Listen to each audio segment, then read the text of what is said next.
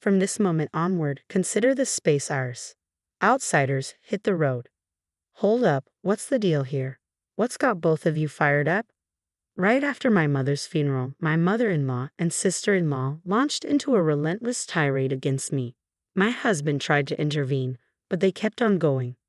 You're being deceived. Maybe someone's got you under a spell, they jeered. Yep, it's all because your mom coddled you. She's the one who molded you into this. It's all on her. When they started disrespecting my late mother, I snapped. I can handle them trash-talking me, but I won't stand for it when it comes to my mom. I'm Kathy, 35 years young. My husband David, just a tad older, and I crossed paths at work and tied the knot 5 years back. We used to share our space with my mom, creating quite the dynamic household. Looking back, these past 5 years have been a whirlwind. It all started at my dad's real estate firm half a decade ago. With a knack for understanding the ebb and flow of both people and money, I pursued economics in college and applied that know-how to my career. Yet, amidst my strides, there were whispers. Some attributed my success solely to my parentage, dubbing me the boss's daughter instead of acknowledging me by name. And then there was David, the golden boy of sales in the same company, drawing attention from all corners, leaving me on the receiving end of more than a few icy glares. Don't get me wrong, I'm not naive enough to claim all my achievements as solely my own. It's the collective effort of those around me. Still, it grated on me, being boxed in as just the boss's daughter. These trying times, my father passed away. With my brother stepping into the shoes as president, the disdainful glances directed at me only grew sharper. Must have botched something up if your brother's taking the reins now. Guess we'll just call you the president's sister, huh? Normally, I might have brushed it off, but in the wake of my father's funeral, those words cut deep. Mentally exhausted, I found myself grappling with a singular question. What do I truly desire? Even as I tried to soldier on, I felt a void, a lack of inspiration. And then, almost impulsively, I uttered those fateful words to my husband David. I want to be an investor. Instead of dismissing my seemingly outrageous aspiration, he stood by me, offering his unwavering support. When I confessed to my mom my desire to quit my job and delve into investing, her response stung. You should have pursued what you love from the start, without fretting over your father. Despite the rawness of my father's passing, her words felt like a wake-up call. Previously consumed by the negatives, her smile ignited a newfound resolve within me, one that cared little for the opinions of others.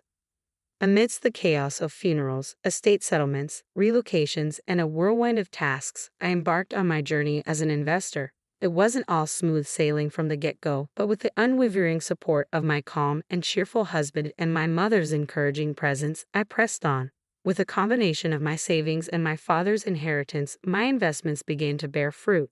Over the years, my income soared far beyond what I earned at my previous job, leading to a deeply fulfilling life. Yet amidst this joy, two shadows loomed large: my mother-in-law and sister-in-law, constant sources of concern.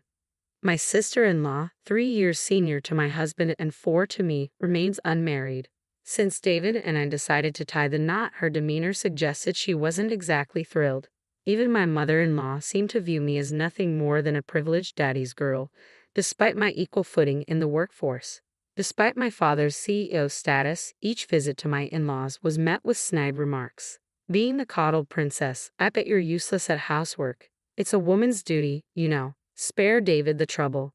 Mother-in-law, my own mother taught me well, so I'm quite capable. Besides, with both of us working, David and I share responsibilities. It was his suggestion, actually. But my mother-in-law wouldn't hear of it. Even my sister-in-law couldn't contain her frustration in my presence, insisting it's absurd for a woman to marry yet make her husband do chores. After my father-in-law's passing, my relationship with my mother-in-law and sister-in-law took a nosedive. Must be nice, living off David's earnings and lazing about at home. I'm dealing with so much since my husband's gone. How come you get to live so carefree, Kathy? Mother-in-law, as I've explained before, I earn my keep as an investor. I'm far from idling. If you're truly struggling, I'd suggest finding a way to manage your own finances. Besides, having kids isn't the sole measure of a woman's worth. With my father-in-law's demise, my mother-in-law's fixation on money intensified. She seemed resentful of my perceived ease, despite my commitment to my work as an investor. Yet I wasn't inclined to hand over any cash. Every visit to the in-laws revealed more lavish purchases, making it clear where any allowance would end up. I loved David, a man of unwavering trust, and I chose to shield him from the truth about his family. There came a moment when I found solace in confiding in my own mother. Why can I conceive? The weight of uncertainty as I approached 35, coupled with incessant inquiries from my mother-in-law about when will you start a family, became overwhelming. Her hurtful words labeling me as useless echoed in my mind, and I couldn't contain my frustration. So I poured out my heart to my mother, seeking understanding. Well, I had you when I was 35, so there's no need to worry. Timing is in God's hands, dear. He'll guide us when the time is right. Her comforting words lifted a burden from my soul. From then on, even amidst my mother-in-law's persistent mentions of children, I found reassurance. Children, after all, are a precious blessing. After enduring 5 tumultuous years, a sense of calm finally settled in. Then, unexpectedly, my world was rocked once more by the sudden passing of my mother. Struck by a subarachnoid hemorrhage, she, my guiding light, slipped away, leaving me engulfed in sorrow. David, my steadfast companion through years of shared life, seemed equally shaken. Despite his kindness and support, the funeral arrived before we could fully grasp the void left by my mother's absence. As mourners gathered to bid farewell to my mother, a former executive at the company my brother now led, among them stood my mother-in-law and sister-in-law. It appeared they had chosen a moment when David was absent. "No need for you to be here, Dolan," my mother-in-law remarked curtly, offering no condolences. They proceeded to sign the register, leaving me stunned by their callousness. Yet upon David's return, their demeanor shifted instantly. "You might be struggling, but Kathy's shock is likely even greater. You need to be there for her," they'd insist, seemingly mindful of my emotions. Later, as exhaustion from the whirlwind of recent days weighed heavily on me, the doorbell pierced the quiet of our home. My husband, ever considerate, answered it, assuming my mother-in-law and sister-in-law had come to offer support.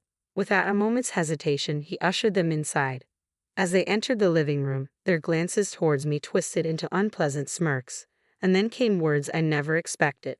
"From today onwards, this is our domain. Outsiders need to leave, Mom," David exclaimed, his surprise evident.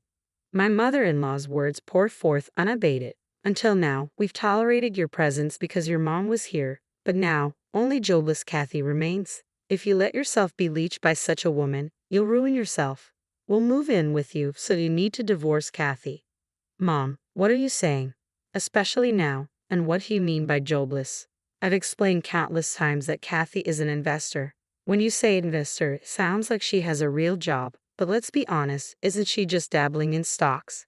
How could such a woman be a wife? You could do so much better." "Wait a second. What's all this about bad-mouthing Kathy? What exactly are you two insinuating?"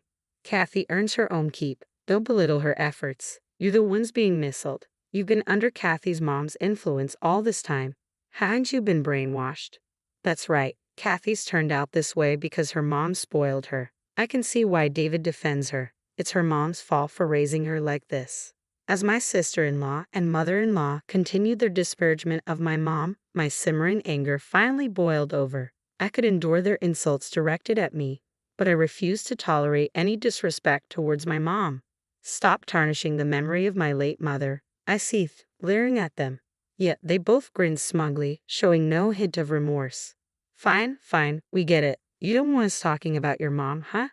Now that the mom who always sided with you and allowed you to be a recluse is gone, it must be tough to face the truth." My fists clenched, trembling with suppressed rage. Taking a deep breath to rein in my emotions, I prepared to fire back, but before I could speak, it was David who stepped in. "That's enough, Mom. Stop speaking ill of Kathy," David interjected firmly, addressing both my mother-in-law and sister-in-law. "Kathy isn't a recluse. She's a legitimate investor. My mother-in-law and I have been supporting Kathy's endeavors from the start. If Kathy were just fooling around, neither of us would have stood for it." Even my mother-in-law, sister-in-law, and I couldn't conceal our surprise at David's uncharacteristically stern tone. My mother-in-law seemed taken aback, scrambling to offer excuses. "Don't be so upset. Nevertheless, Kathy's lifestyle thus far has been sustained by your income, hasn't it? You've provided her with a privileged life, even buying her this lavish condo." Poor David. If you move in with us, we'll take care of all the household chores. Just give us a small allowance. That's all we need. Isn't that right, Mom? My mother-in-law's words were cut short by David's flustered voice. This apartment belongs to Kathy. What? My mother-in-law's incredulous cry filled the room, her surprise impossible to conceal. She scrutinized David with wide eyes, as if seeking confirmation. This apartment belongs to Kathy. When did this happen? I never agreed to that. This apartment was part of my father-in-law's legacy, and Kathy inherited it. That's why the title is in her name. Besides, we split the living expenses evenly. I don't understand what you're insinuating, but Kathy earns more than I do. Both my mother-in-law and sister-in-law were taken aback by David's revelation. It was understandable. They couldn't have fathomed that I earned more than him. My mother-in-law's energy waned at David's words, leaving her looking like a deflated balloon. Taking the reins from her, my sister-in-law spoke up. That's impossible. Do investors really make that much? Just by trading stocks as an individual? I can't speak for other investors, but perhaps Kathy has a knack for it. Regardless, the facts remain. How dare you undermine my beloved wife?